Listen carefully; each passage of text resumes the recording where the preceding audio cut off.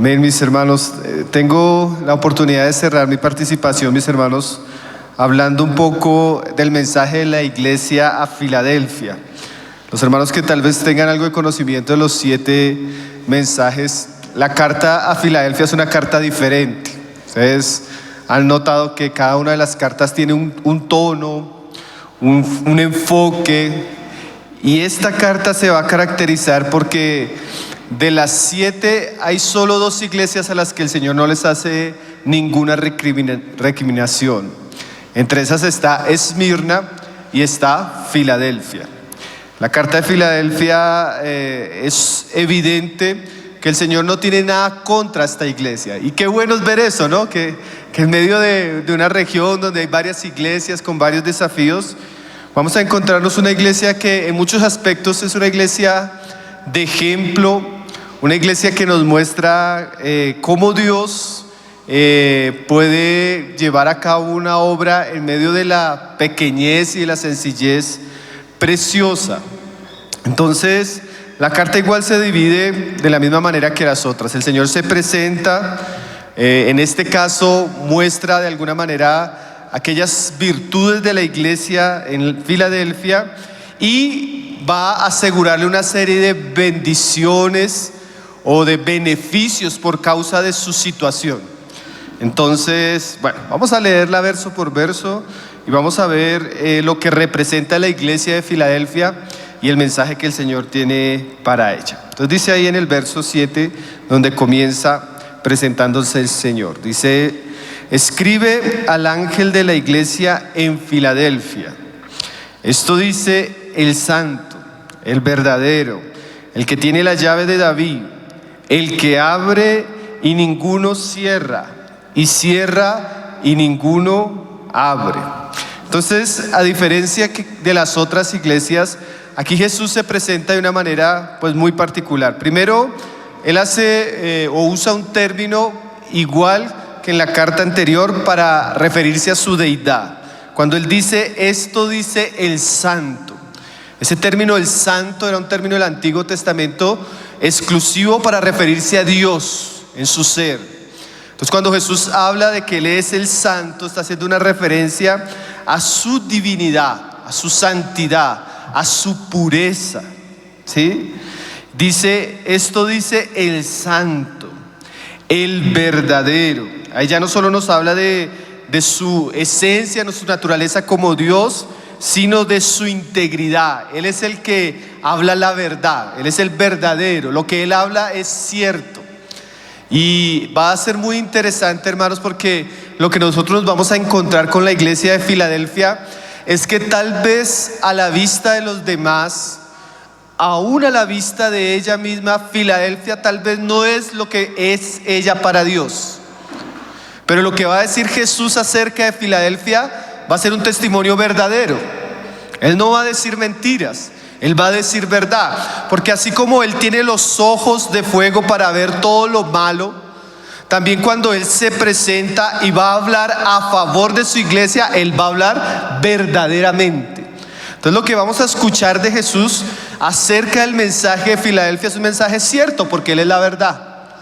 Él conoce bien las situaciones, Él conoce a plenitud todas las cosas, y cuando Él habla, Él es verdadero. Entonces podemos ver a Jesús siendo verdadero en sus juicios, pero en este caso, en esta carta, vamos a ver a Jesús siendo verdadero también en sus promesas.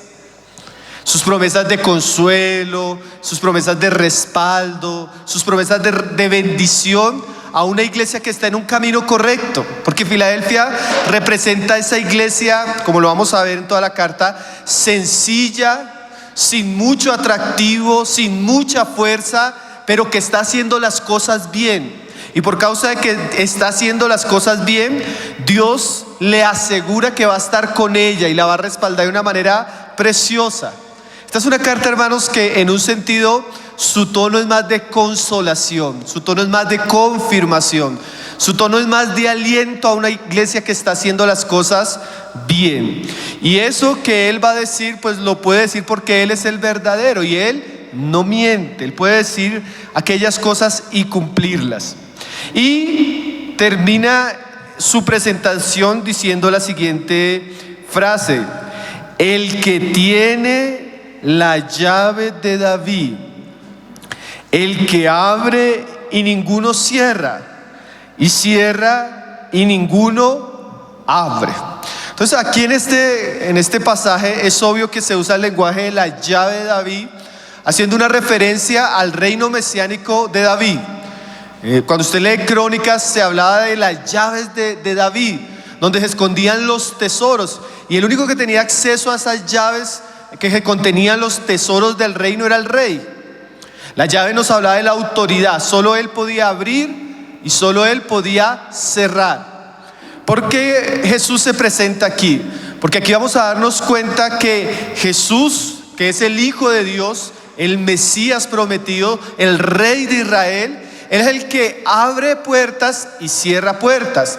O sea, Él es el que tiene toda autoridad.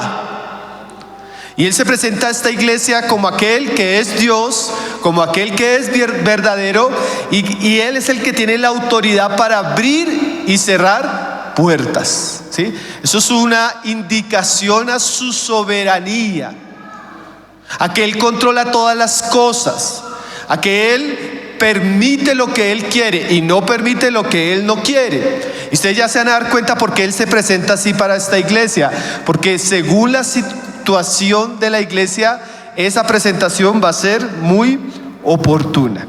Entonces, mis hermanos, ahí ya en el verso 8 comienza a mostrarnos un poco las características de esta iglesia. Dice ahí en el verso 8, dice: yo conozco tus obras. He aquí he puesto delante de ti una puerta abierta, la cual nadie puede cerrar, porque aunque tienes poca fuerza, has guardado mi palabra y no has negado mi nombre. Lo primero que quiero resaltar de esta iglesia, hermanos, que casi todos los comentaristas, cuando estudian un poco la época, la condición de las ciudades de aquella región, llegan a decir que de todas las ciudades, la más pequeña, y algunos llegan a decir lo siguiente: hasta insignificante para los demás, era Filadelfia. Filadelfia prácticamente no era una ciudad, era como un pequeño poblado, ¿sí? Y era, como dice el mismo Señor ahí, era una iglesia que tenía poca fuerza, no más, o sea, debido a su condición. Era una ciudad pequeña, posiblemente los creyentes de esta ciudad eran pobres, eran personas sin ningún tipo de... no eran conocidos ni por su condición económica ni por su condición política, sino era una iglesia que a simple vista era una iglesia pequeña, menospreciable. Yo no sé si usted se ha encontrado que, por ejemplo, hay en regiones donde hay iglesias que están en capitales, ciudades grandes, y las iglesias son grandes, los hermanos son prósperos, tienen muchas cosas, y usted pasa y llega a una ciudad donde la iglesia es pequeña y es un pueblito. El lugar de reunión es sencillo, los hermanos son sencillos, y tal vez su salón de reunión no es así de bonito como es, sino algo bien sencillo, bien simple. Así era Filadelfia. Filadelfia era algo, hermanos, que a la vista de los hombres era pequeño, era insignificante, era menospreciado. Es más, no se conoce mucho de la historia de la iglesia, no se conoce quién la fundó. Hay algunas menciones posteriores en los padres de la historia de la iglesia de Ignacio, que menciona algo de Filadelfia, pero en realidad no es muy conocida. Y esa es la primera característica. Nos vamos a encontrar con una iglesia sencilla, simple, no muy llamativa a la vista de los hombres, ¿sí? Pero en su sencillez, en su pequeñez, esta iglesia tiene unas virtudes que para Cristo son importantes, unas virtudes que Cristo reconoce, unas virtudes que acabamos de leer, y pues vale la pena mencionar y considerar, porque son asuntos que Dios deja en su palabra, de cosas que a Él le agradan, que son importantes para Él. Dice en el verso 8: porque aunque tienes poca fuerza, mira lo primero que dice: has guardado mi palabra. O sea que aunque era una iglesia pequeña, sencilla, poco llamativa, era una iglesia que se había concentrado en la palabra de Cristo. Ese término ahí en el griego, guardar, significa custodiar, vigilar, proteger. Esta iglesia se había vuelto como una guardiana de la palabra de Cristo. En un sentido, ellos cuidaron la palabra de Cristo, recibieron con fervor la palabra de Cristo, amaron la palabra de Cristo. Era una iglesia que tomó en serio la palabra de Cristo, se aferró seriamente a la palabra de Cristo. Seguramente sus reuniones eran llenas de la palabra. Habían buenos predicadores de la palabra. La iglesia perseveraba todos los días en la enseñanza y en la doctrina de Cristo. Los hermanos oían, atesoraban, amaban esa palabra, se aferraban a ellos, a ella. Guardaba también, daba la idea de la que la cumplían, la ponían por obra. Era una iglesia sencilla, pero era una iglesia centrada en la palabra. Crecía en la palabra, maduraba en la palabra, prosperaba en la palabra. Ahí es donde Cristo comienza a elogiar a esa iglesia, hermanos. No era una iglesia con grandes lugares, grandes cuentas financieras. La Odisea era rica, hermanos. Todos los que estudian la ciudad de la Odisea era una ciudad próspera. Filadelfia no. Filadelfia era gente sencilla, pero ricos los creyentes en la palabra. Ellos amaban la palabra. Y ustedes recuerdan que Jesús había dicho, hermanos, si ustedes quieren ir conmigo allá a Juan 14, verso 23, Jesús le había dicho a sus discípulos lo siguiente: el que me ama, mi palabra guardará. O sea que esa actitud de Filadelfia hacia la palabra era porque amaba a Cristo. Hermano, cuando un creyente ama a Cristo, ama su palabra, guarda su palabra, atesora su palabra, busca su palabra. Y lo mismo una iglesia. Una iglesia no debe ser conocida por otras cosas, sino por su amor a Cristo y a su palabra. Una iglesia comprometida con la verdad, que gira en torno a la verdad, que se predica la verdad, que la gente está interesada en conocer la verdad. Hermanos, usted siempre que miren la historia de la iglesia, las iglesias que amaron en serio la palabra fueron iglesias diferentes. Fueron iglesias que dieron mucho fruto. En el Nuevo Testamento tenemos varias. Usted va a Jerusalén. Jerusalén en los primeros años fue una iglesia donde los apóstoles todos los días, dice la palabra, no cesaban de enseñar y predicar a Jesucristo en el templo y por las casas. Era una iglesia de la palabra. Los hermanos estaban llenos de Cristo, llenos de su palabra. Por eso habían conversiones. Por eso la iglesia estaba toda orando en comunión. Por eso la iglesia daba fruto. Entonces, qué imagen tan interesante. Yo me imagino a Jesús viendo a ese grupo pequeño de creyentes en Filadelfia perseverando en la palabra, constantes, fieles en las reuniones, comprometidos, hombres, mujeres, niños, ancianos. Una iglesia llena de la palabra, una iglesia que ha guardado la palabra de Cristo. Hermanos, eso ya debe ser un despertar para nosotros. Yo aplaudo y reconozco el esfuerzo que hacen los hermanos acá estos días para tener un evento como estos de la palabra. No todo el mundo está dispuesto a eso, hermanos. No todo el mundo está dispuesto a sacar varios días para sentarnos a estudiar la palabra. Hay cristianos que usted los invita a un cumpleaños, a una celebración y llegan todos, pero al estudio de la palabra no llegan. ¿Sí? Hay cristianos que para un asado, un churrasco, van todos. Pero si los invitamos a un estudio de la palabra, a prepararnos, a estudiar, a leer algo de manera seria, no todo el mundo está dispuesto. Pero esa era la virtud de Filadelfia, hermano. La virtud de Filadelfia era que ellos tenían hambre y sed por la palabra de Cristo. Y que Dios pueda despertar en nosotros y en todo lugar cada vez un anhelo, un amor, un anhelo profundo por la palabra de Cristo. Seguramente Filadelfia, aunque era una iglesia sencilla, sus ministros eran ministros de la palabra. Sus reuniones estaban reguladas por la palabra. Era una iglesia bíblica. Era una iglesia llena de la palabra de Cristo. Qué importante eso, ¿no, hermanos? Cada vez que uno se encuentre con una iglesia que está esforzándose, está caminando, está yendo en pos de la palabra de Cristo, uno va a ver resultados generalmente positivos en la vida de ese grupo de creyentes. ¿Qué más? Dice ahí: has guardado mi palabra y no has negado mi nombre. Esa iglesia, por un lado, estaba en la palabra, y por otro lado, no habían negado el nombre del Señor. ¿Qué significa no había negado el nombre del Señor? Significa que esta iglesia honraba a Cristo y lo daba a conocer.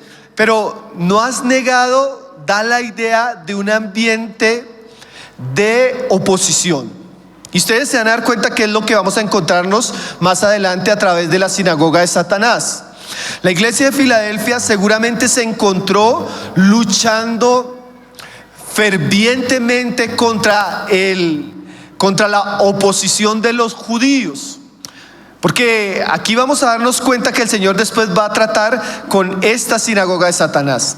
Quiere decir que esta iglesia posiblemente fue presionada por los judíos para callar el nombre de Jesús. Más o menos lo que le sucedió a la iglesia de Jerusalén con relación al Señor Jesucristo. Vamos a leerlo para que veamos un poco lo que pudo haber sido para Filadelfia no negar el nombre, así como le sucedió a Jerusalén.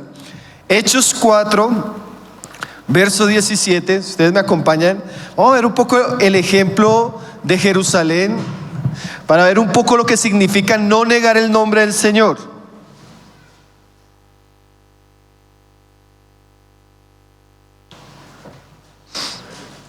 En Jerusalén el Señor está haciendo cosas maravillosas, mis hermanos. Y en medio de lo que Él está haciendo, el Sanedrín arresta a los apóstoles por una sanidad que se hace en el templo. Y miren lo que le piden los del Sanedrín a los apóstoles. Y ahí es donde ellos son llamados a negar el nombre del Señor. Ahí en Hechos 4, 17 dice: sin embargo, para que no se divulgue más entre el pueblo, amenacémosles para que no hablen de aquí en adelante a hombre alguno en este nombre.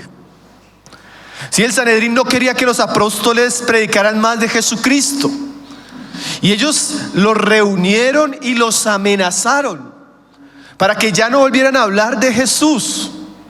Entonces, ¿qué hicieron los apóstoles? No negaron el nombre del Señor. Entonces, ese lenguaje de Apocalipsis se nos habla de que Filadelfia en algunos momentos fue amenazada, fue perseguida, fue disuadida para dejar de hablar el nombre de Cristo.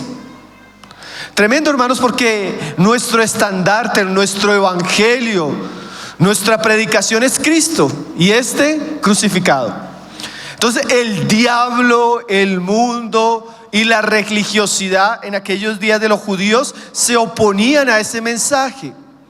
Y la iglesia de Filadelfia no solo era una iglesia que estaba en la palabra, sino era una iglesia que estaba dispuesta a honrar a Cristo y no negar su nombre en medio de la adversidad. Era una iglesia dispuesta a proclamar el nombre del Señor, no se avergonzaba del Señor. Ella seguía adelante. Con toda su debilidad y toda su pequeñez, ellas estaban en una causa gloriosa: proclamar el nombre del Señor Jesús. Y no lo iban a silenciar. Y mire cómo respondieron los apóstoles, que de alguna manera nos puede dar como una idea de la manera como respondió Filadelfia ante la intimidación que también ellos tuvieron que vivir de la sinagoga de Satanás. Entonces dicen los apóstoles, verso 17 en adelante, 19, perdón, dice: mas Pedro y Juan respondieron diciéndoles: juzgad si es justo delante de Dios obedecer a vosotros antes que a Dios. O sea, ellos le respondieron al Sanedrín: ¿será que es justo que nosotros callemos por obedecerlos a ustedes, desobedeciendo a Dios? Y dice más adelante, no podemos dejar de decir lo que hemos visto y oído. Estos hombres habían sido llamados a predicar a Cristo y fueron fieles. Y en ese sentido no negaron el nombre del Señor. Ellos no se avergonzaron de Cristo, no se avergonzaron del Evangelio y lo siguieron proclamando. Entonces la siguiente virtud de la iglesia de Filadelfia era que era una iglesia valiente. Una iglesia que no se intimidó ante la oposición. Una iglesia que mantuvo la cara en alto proclamando el nombre del Señor Jesús. Hermanos, y hay algo que nosotros debemos aprender de estas iglesias. Hay cosas que nos deberían dar vergüenza. Yo lo que les decía ahorita, cuando uno ve una iglesia, un cristiano, voy a volver al caso de Colombia, porque no hay colombianos, ¿cierto? Un cristiano que bueno, sale con la bandera, que pasamos a la final. Bueno, yo respeto, él lo puede poner sin sentir vergüenza o no vergüenza.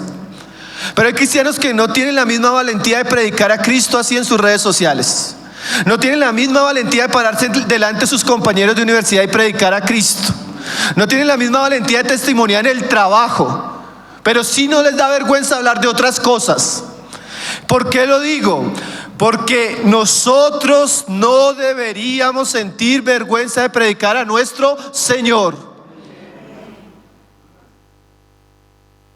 Una vez yo me sentí bien cuestionado porque un hermano me decía, hermano, ¿a ustedes les encanta salir en redes sociales? Y yo le dije, sí, me encanta salir predicando a Jesucristo. Y todo lo que yo tenga a mis medios y a mi favor para hacerlo, lo voy a hacer. Porque es que hoy en día sentimos vergüenza de lo que no deberíamos sentir vergüenza, hermanos.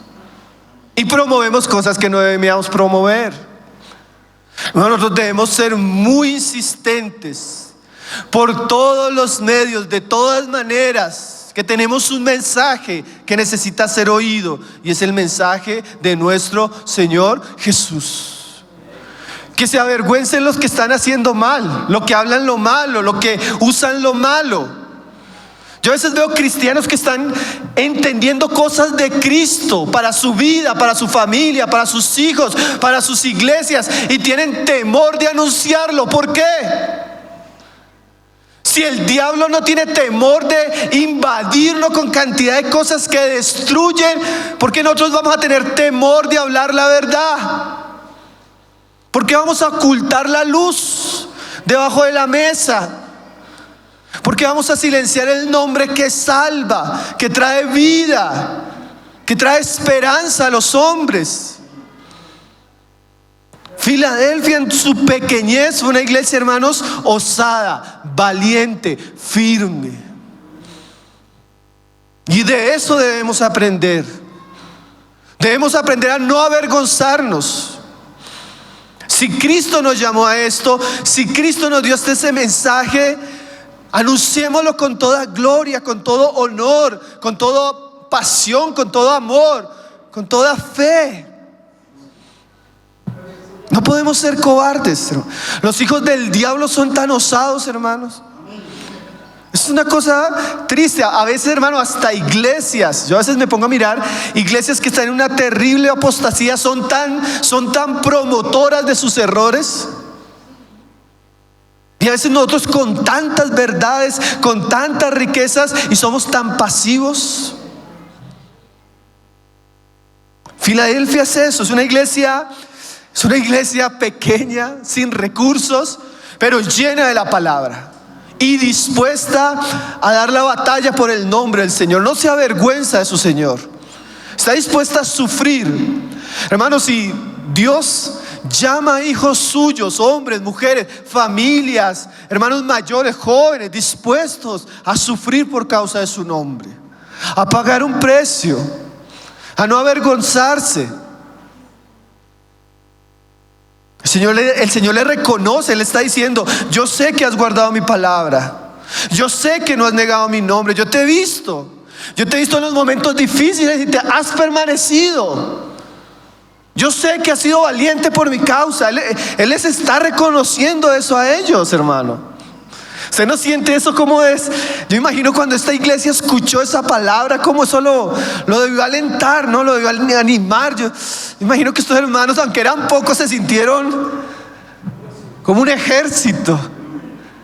Has guardado mi palabra, no has negado mi nombre. Maravilloso, ¿no, hermanos?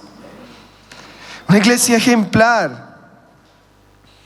Entonces esta iglesia tiene estas características: ha guardado la palabra de Cristo, no ha negado el nombre del Señor. Y más adelante se nos dice otra virtud, en el verso 10. Dice: por cuanto has guardado la palabra de mi paciencia. Esa es otra virtud interesante de la iglesia de Filadelfia. Esta palabra paciencia ha aparecido mucho en los mensajes, ¿no, hermanos? Esas iglesias tuvieron una palabra de paciencia. ¿Qué era la palabra de paciencia? Bueno, la paciencia, como decíamos anteriormente, era una expresión que hacía referencia a estar en medio de adversidades y mantenerse con una actitud firme, una actitud constante, una actitud heroica. Esta iglesia de Filadelfia, en su pequeñez, mientras guardaba la palabra y mientras se enfrentaba a la oposición, la crítica de la sinagoga de Satanás, era una iglesia que tenía esperanza, expectativa. Era una iglesia que sabía que estaba pasando porque Dios lo permitía, y ellos se aferraban a la palabra de la paciencia del Señor. Entonces, una iglesia con palabra, una iglesia osada y una iglesia constante. Hermanos, este tipo de iglesia es esa iglesia que enfrenta desafíos, se mantiene en la palabra y va proclamando el mensaje. Una iglesia que está avanzando, pequeña pero firme, avanza en la palabra, avanza en las circunstancias, da fruto y honra al Señor. Una iglesia ejemplar, eso es Filadelfia, ¿sí? Ahora, por causa de sus características, a diferencia de las otras iglesias, el Señor no le recrimina nada, sino por el contrario, le asegura una serie de promesas. Entonces, esta carta, como decíamos al comienzo, tiene, en vez de advertencias, tiene promesas. Y aquí vamos a ver, hermanos, que cuando, así como en una familia, cuando usted tiene un hijo que está actuando mal, usted lo tiene que corregir. Pero cuando usted tiene un hijo que está haciendo lo bueno, usted lo va a recompensar. Entonces, Filadelfia representa a esa iglesia que está andando bien, que está haciendo las cosas que le agradan a Cristo, y por ende Cristo la va a recompensar. Entonces vamos a ver en qué aspectos el Señor va a recompensar a aquellas iglesias que se mantienen en su palabra, que no niegan su nombre y que soportan dificultades por amor a su causa. Entonces mire lo primero que le dice en el verso 8. Volvamos, yo ahí estoy entrecruzando los versos para tener una idea más lógica del pasaje. En el verso 8 mire lo que le dice al comienzo: yo conozco tus obras. Ya sabemos cuáles son sus obras: una iglesia en la palabra, una iglesia que ha guardado el nombre del Señor, una iglesia que persevera en la paciencia. Dice: yo conozco tus obras. He aquí, este es el primer asunto: he puesto delante de ti una puerta abierta, la cual nadie puede cerrar. Entonces, lo primero que el Señor le dice a esta iglesia, por causa de que Él la conoce, es que Él le ha abierto una puerta. Por eso Él se presenta como el que tiene las llaves de David, que abre y nadie puede cerrar, y cierra y nadie puede abrir. Y Él le dice: he aquí, yo he puesto delante de ti una puerta abierta.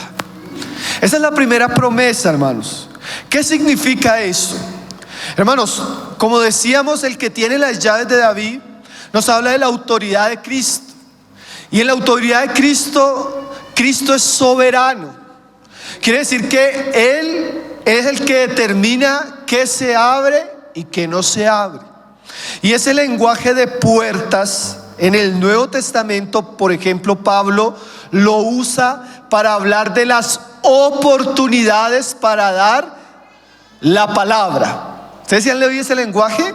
orad por mí para que se me abran puertas y se me sea dada la posibilidad de anunciar el evangelio.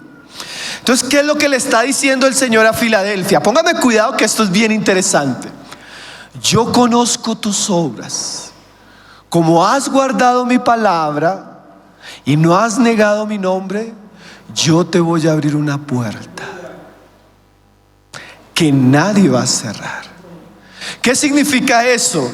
De acuerdo a la fidelidad de Filadelfia, el Señor le iba a dar a Filadelfia la posibilidad de ser una iglesia mensajera, una iglesia misionera, un candelero que iba a alumbrar con la palabra. Cuando Jesús le está diciendo, a pesar de que tienes oposición, tienes luchas, yo te voy a abrir puertas para que prediques el evangelio. Algo así es lo que le está diciendo el Señor a Filadelfia. Aunque tienes poca fuerza, yo te he abierto puertas. Filadelfia es una iglesia, hermanos, que Dios la va a usar para dar testimonio de su palabra. Filadelfia es una iglesia que Dios la va a usar para hacer luz a otros. Filadelfia es una iglesia que Dios le va a dar oportunidades para dar testimonio. ¿Y por qué dice, hermanos, porque miren el lenguaje que usa ahí Jesús? Dice: he puesto delante de ti una puerta abierta. Hermanos, porque para que nosotros podamos servir a Dios y ser útiles en la obra de Dios, Dios tiene que abrirnos puertas. Nadie puede ir si no es enviado. Entonces, cuando Él le dice yo les estoy abriendo puertas, quiere decir es que yo les estoy autorizando, yo les estoy dando libertad, yo les estoy dando medios, yo les estoy dando gracia, yo les estoy dando recursos. Vayan, aprovechen, yo estoy con ustedes, no tengan miedo. Eso es lo que le está diciendo a Filadelfia. Y Filadelfia pasa de ser una iglesia insignificante, pequeña, a una iglesia relevante, influyente. Tremendo, ¿no, hermanos? Tremendo, porque cada vez que hay iglesias que aman la palabra, comienzan a vivir por la causa de Cristo, comienzan a sufrir y permanecen, llega un momento donde el Señor comienza a hacer esas iglesias conocidas, visibles. Su mensaje comienza a oírse. ¿Usted no se ha dado cuenta? Hermano, cada vez que yo veo cómo Dios levanta el testimonio de un ministerio, de una iglesia o de hermanos que están haciendo una obra, eso no es de hombres. Porque nosotros como hombres no podemos hacer una obra de esa magnitud. Pero cuando la palabra de Cristo comienza a crecer, comienza a prosperar, comienza a llegar a muchos lugares, quiere decir que Dios se agradó y Él está abriendo puertas para que su palabra salga y alumbre y dé fruto y corra. Entonces Filadelfia es esa iglesia que está proyectada en su pequeñez a ser una iglesia misionera, una iglesia relevante, una iglesia que va a traer luz a otras iglesias, que va a traer testimonio a otros de Cristo. Hermanos, ¿y qué mejor promesa para nosotros? Mientras algunas iglesias son amenazadas, hermanos, que si no se arrepienten les va a quitar el candelero. Imagínense. A esta le está diciendo: yo te abro una puerta, yo estoy contigo, yo te voy a usar grandemente. Hermanos, si a usted no le parece eso precioso que Jesús nos dijera eso: yo he visto que has guardado mi palabra, yo he visto que has sido fiel, yo te voy a abrir puertas, yo te voy a usar, yo te voy a llevar, yo voy a poner mi testimonio en tu boca, muchos me van a conocer a través de ti, vas a ser heraldo a muchos. Hermanos, eso debe ser unas palabras emocionantes, ¿no? Eso debería ser algo que todos deberíamos desear oír del Señor. He aquí delante de ti una puerta abierta. Yo creo que el Señor quería que Filadelfia se diera cuenta que tal vez ellos por tiempo venían orando: Señor, ábrenos puertas, Mire todo lo que hemos aprendido, mire todo lo que hemos recibido, Señor. No queremos que esto quede con nosotros. Úsanos, llévanos a otros lugares, permítenos compartir estas verdades, permítenos enseñar. Y llega un momento donde el Señor le dice: he aquí, el momento es, ahora te abro esta puerta. Tremendo, ¿no, hermanos? Tremendo. Hermanos, cuando hay un pueblo lleno de la palabra, celoso de Cristo, de su testimonio, y ese pueblo comienza a golpear, comienza a llamar, en algún momento Cristo dice: he aquí, yo te abro la puerta y estoy contigo. ¿Y saben qué es lo tremendo? Cuando el Señor abre una puerta, hermanos, nadie la va a cerrar. Las puertas que Cristo abre no se cierran. Cristo es el que abre puertas, hermano. Hermanos, que Dios levante iglesias como Filadelfia, ¿no? Iglesias llenas de la palabra. Iglesias que puedan ir llevando por todo lugar el dulce olor del Evangelio de Jesucristo. Entonces, esa es la primera promesa para esta iglesia. Como ellos habían guardado la palabra, como ellos habían sido valientes, como ellos habían soportado las tensiones, en algún momento Cristo comenzó a recompensarlos abriéndoles puertas. Y Él estaba en medio de eso. Lo segundo, dice ahí en el verso 9: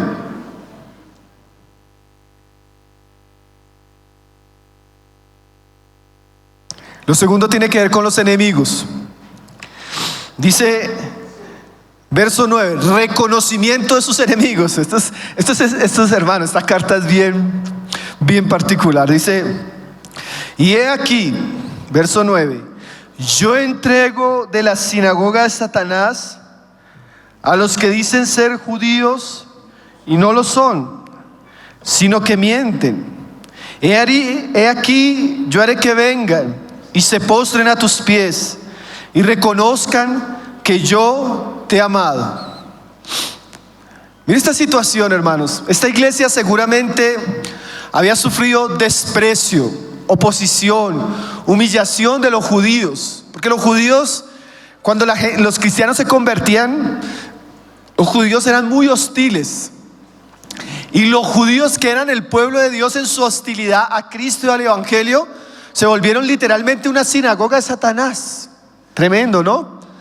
Y en esa hostilidad seguramente la iglesia había sufrido persecución, menosprecio, humillación. Algunas mujeres judías, cuenta la historia, que cuando se convertían a Cristo, sus esposos las dejaban, su familia las abandonaban. ¿Sí? Era una crisis difícil. En aquella época, hermanos, convertirse a Cristo era pagar un alto precio. Por eso ellos habían soportado la palabra de la paciencia. Pero mire lo que Jesús les promete. Como ellos habían sido fieles, como ellos se habían mantenido en la palabra y no se habían avergonzado, Él dice: he aquí, yo entrego a la sinagoga de Satanás a los que dicen ser judíos y no lo son, sino que mienten. Y mire lo que va a hacer el Señor: y he aquí, haré que vengan y se postren a tus pies y reconozcan que yo te he amado. Hermanos, yo tengo que reconocer para mí lo difícil que es interpretar este versículo, hermanos. Porque para nosotros comprender lo que el Señor le está diciendo a la iglesia, de pronto es un poco difícil de entender. Pero voy a tratar de hacerlo de la manera más sencilla. Es como si el Señor le estuviera diciendo a la iglesia de la Filadelfia: todos aquellos que se oponían, todos aquellos que te humillaban, todos aquellos que te menospreciaban por mi causa, vas a ver cómo van a venir y se van a postrar a tus pies y van a reconocer que yo te he amado. Hermano, cuando hay un pueblo pecador y obstinado, le viene el quebrantamiento. Pero cuando hay un pueblo humilde y comprometido, en algún momento le llega la exaltación. Eso sonó como no es una herejía, es cierto, hermanos. La Biblia dice así: el que se enaltece será humillado. Pero la Biblia dice: el que se humilla será enaltecido.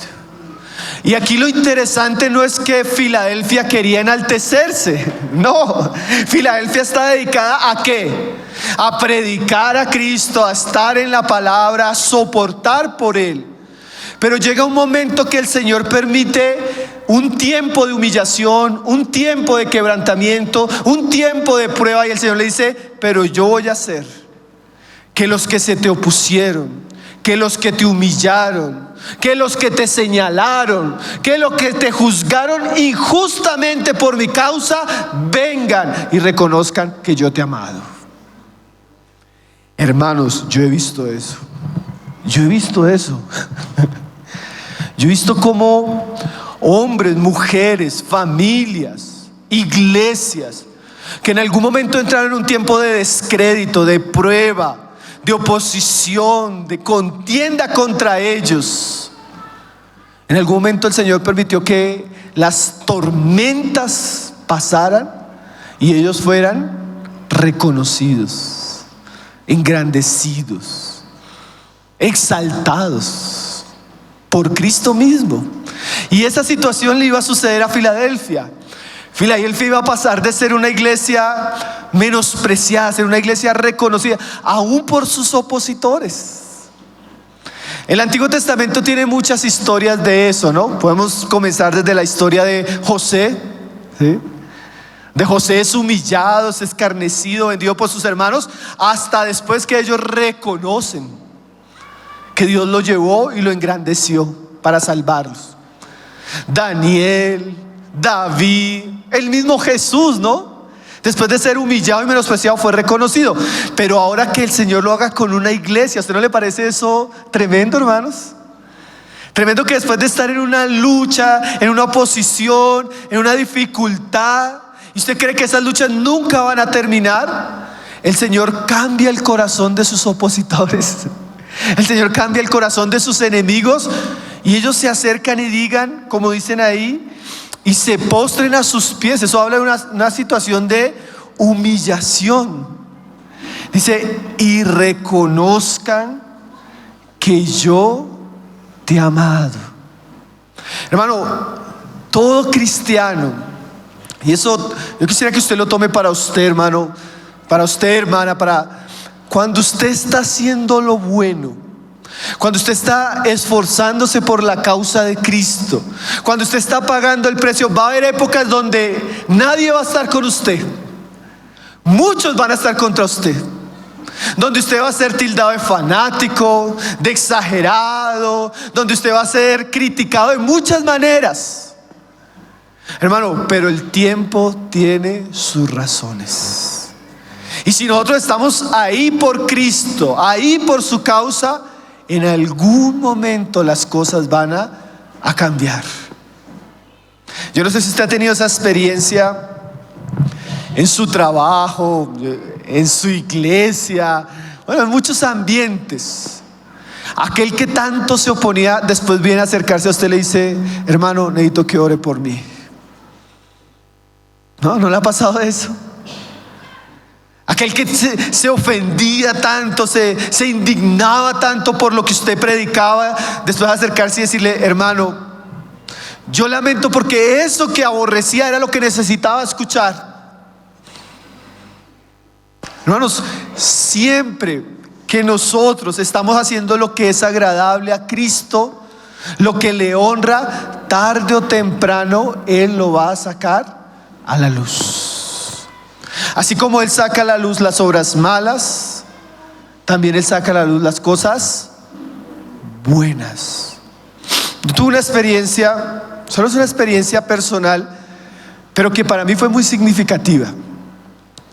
Hace años nosotros comenzamos un proceso familiar con mi esposa de educación con mi hija.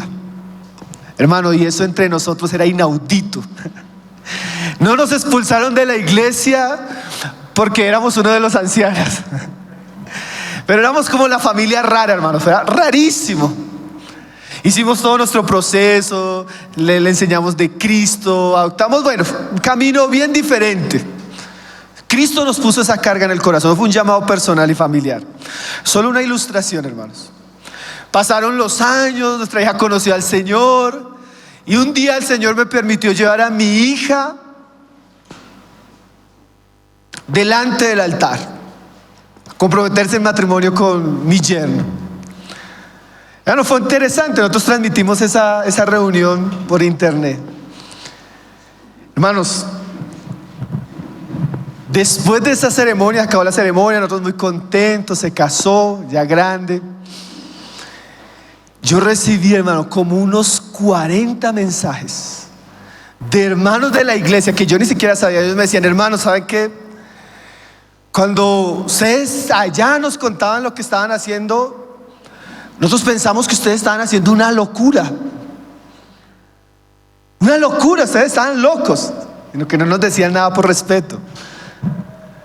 Pero con el tiempo, hermano, el fruto trajo un reconocimiento. Todo lo que Cristo nos ponga a hacer, hermanos, por amor a Él, por obediencia a su palabra, si lo hacemos fielmente a su tiempo, hermanos, dará fruto. Seamos fieles, porque aquí el Señor le está prometiendo eso. Yo voy a recompensar, ¿sí? Yo voy a reconocer. Ahora, en nuestro caso fue algo de familia, mi hermano, pero eso tiene que ver en todo lo que es del Señor. Siempre las cosas del Señor van a ser muy criticadas, mucha oposición, muchos enemigos. Hay gente que habla solo por hablar, pero cuando las personas se mantienen firmes, en algún momento viene la recompensa. Pedro dice así a los jóvenes, yo creo que a todos nosotros, dice: humillados pues bajo la poderosa mano de Dios. ¿Para qué? Para que Él os exalte cuando sea debido tiempo. Entonces el Señor le promete a Filadelfia dos cosas hasta ahora. Primero, que le va a abrir una puerta. Y segundo, que va a hacer que aquellos que se oponían vengan y reconozcan que Él la ha amado. Yo creo que eso para ella debe haber sido, para esta iglesia debe haber sido de mucha expectativa. Ahora lo tercero, mis hermanos, una tercera recompensa. Y todavía no estamos hablando del galardón futuro, sino promesas a esta iglesia por causa de su fidelidad. Lo tercero se encuentra ahí en el verso 10. Dice: por cuanto has guardado la palabra de mi paciencia, yo también te guardaré de la hora de la prueba que ha de venir sobre el mundo entero, para probar a los que moran sobre la tierra. Este pasaje por sí, mis hermanos, es un pasaje muy discutido, ¿no? En cuanto a escatología, este es uno de los pasajes más discutidos en cuanto a las corrientes escatológicas. Pero yo quiero simplemente hacer una aplicación contextual, histórica y de principio para todos nosotros. Como esta iglesia había soportado, había guardado la palabra de la paciencia, el Señor también se compromete, dice ahí, a guardarla de la hora de la prueba que habría de venir sobre el mundo entero. Miren lo tremendo, hermanos. Hay iglesias a las que el Señor les está advirtiendo que si no cambian, Él las va a quitar. Esos son como advertencias, como casi amenazas. Si no te arrepientes, yo mismo voy a venir y voy a quitar tu candelero. A esta iglesia le dice: como has guardado mi palabra, yo te voy a guardar de la hora de prueba que viene sobre todo el mundo. O sea, por causa de la fidelidad de este remanente, por causa de la fidelidad a la palabra, al testimonio del Señor Jesús, el Señor se compromete que en la prueba que viene sobre el mundo entero, Él la va a guardar, Él la va a proteger. Él no va a dejar que ella caiga, Él no va a dejar que ella perezca en medio de esa prueba. Hermanos, ahí ya entraríamos a discutir cuál es esa hora de la prueba que ha de venir sobre el mundo entero. Inicialmente yo pienso que no podría ser la gran tribulación, porque esta iglesia no pasó por la gran tribulación, aunque pasó por tribulaciones.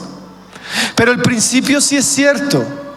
El principio es que si nosotros estamos en Cristo, obedeciendo su palabra, no deberíamos temer las cosas que han de venir, porque Él es fiel.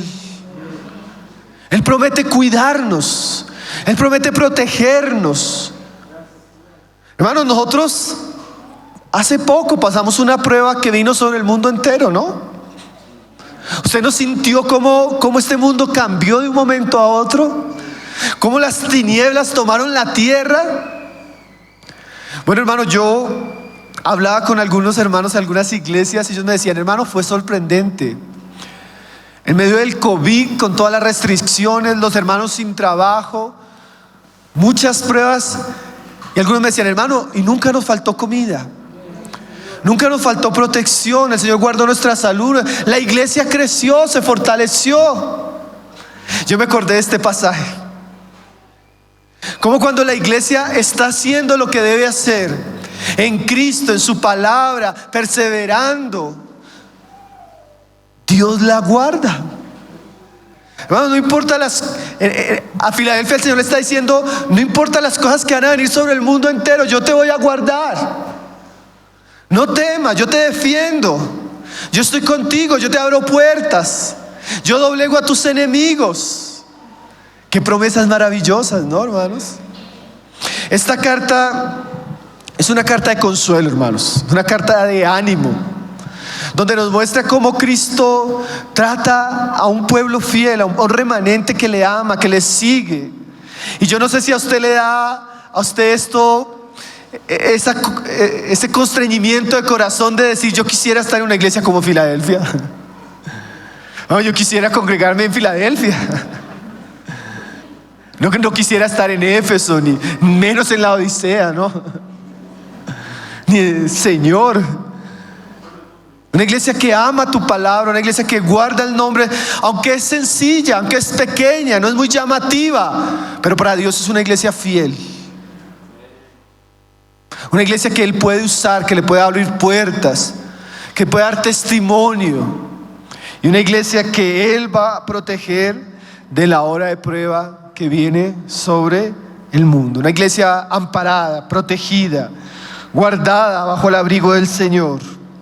Y la carta termina con unas exhortaciones para esta iglesia y para todos nosotros, obviamente. Dice el verso 11: he aquí, yo vengo pronto. Retén lo que tienes para que ninguno tome tu corona. Hermanos, esas palabras, yo vengo pronto, el Señor le está diciendo a la iglesia de Filadelfia que le queda poco tiempo. Hermano, cuando usted está viendo un partido de baloncesto y usted ve que ya están en el último tiempo, todo comienza a ser más rápido, ¿no? Los jugadores comienzan a moverse más rápido, todo es más rápido porque el tiempo se está acabando. Yo no sé si usted tiene esa sensación en estos días, hermanos. Yo tengo la sensación de que hace unos días estuvimos el año pasado acá, hermano, y ya nos estamos despidiendo. No es así, hermano. El tiempo está pasando tan rápido, estamos día a día y como que se nos van las horas. El Señor viene pronto, hermanos, y debemos estar apercibidos de que eso no es solo un canto, eso es una realidad. Nuestros días se están acortando, el regreso de Cristo y su juicio para este mundo está a las puertas. No podemos desperdiciar nuestra vida, nuestro tiempo.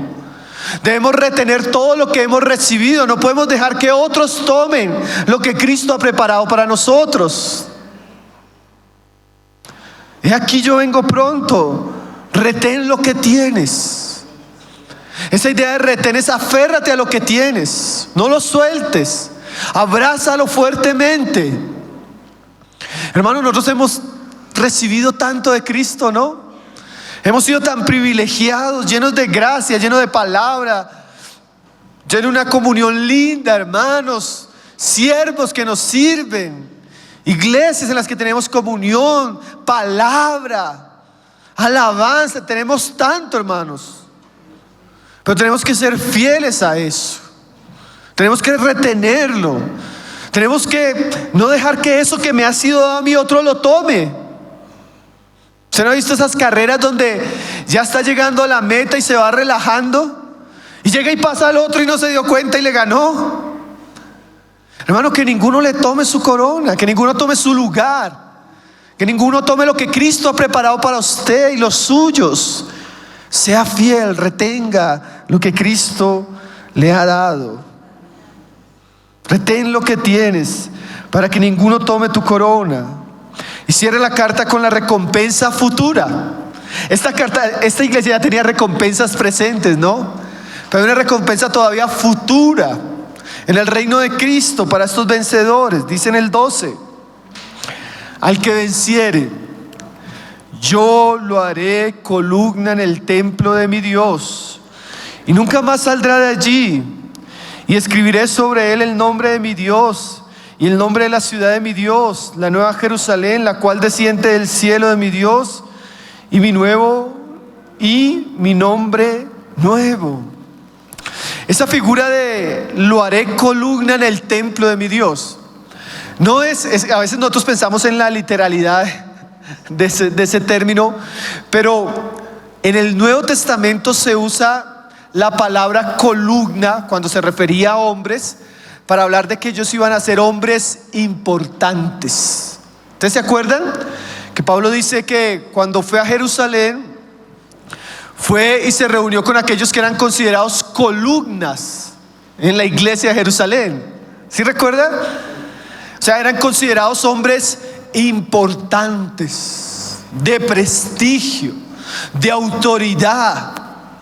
Y usted se ha visto, por ejemplo, esas películas que representan esos reinos antiguos, por ejemplo, El Señor de los Anillos, o donde existen esos reyes y al lado de ellos hay hombres de autoridad que son como sus generales, como que los que administran su casa, su gobierno. Esa es la idea, hermano. Van a haber hombres vencedores que en el reino de Cristo van a ser personas importantes y van a tener un lugar en el trono de Cristo. ¿Usted puede imaginarse eso, hermanos? Y estos hombres van a tener un nombre nuevo, que es el nombre del Señor y de la nueva Jerusalén, que emana la gloria del Cordero. Bueno, hermanos, realmente yo sí tengo que reconocer que para mí la parte más difícil de las 7 iglesias es explicar las recompensas de los vencedores. Eso solo lo vamos a entender cuando el Señor esté entregando galardones allá, hermanos. Pero lo cierto es que va a ser algo glorioso. Lo cierto va a ser que cosas que nosotros no hemos visto ni han subido en nuestro corazón son las que el Señor ha preparado para los que le aman. Entonces, hermanos, el mensaje a la iglesia de Filadelfia con el que vamos cerrando es un mensaje a una iglesia pequeña, simple, pero fiel. Una iglesia que amó a Cristo, guardó su palabra, no negó su nombre, y por causa de eso el Señor le tiene grandes promesas en esta vida y en la futura. Que nuestro deseo en estos días sea renovar nuestra devoción por Cristo y poder caminar por aquellos pasos que caminaron aquellas iglesias que caminaron bien delante del Señor, y también que las palabras de advertencia de las otras cartas también enderecen nuestros pasos. Amén. Para poder caminar conforme a lo que el Espíritu Santo está hablando a nuestros corazones. Vamos a ponernos en pie, mis hermanos, y a dar gracias al Señor por esta porción de la palabra que, bueno, el Señor nos ha permitido considerar. Yo creo que, mis hermanos, que esta carta en sí es un llamado de aliento, de consuelo de parte del Señor a su iglesia, que lo podamos recibir así, de esa misma manera, en nuestros corazones.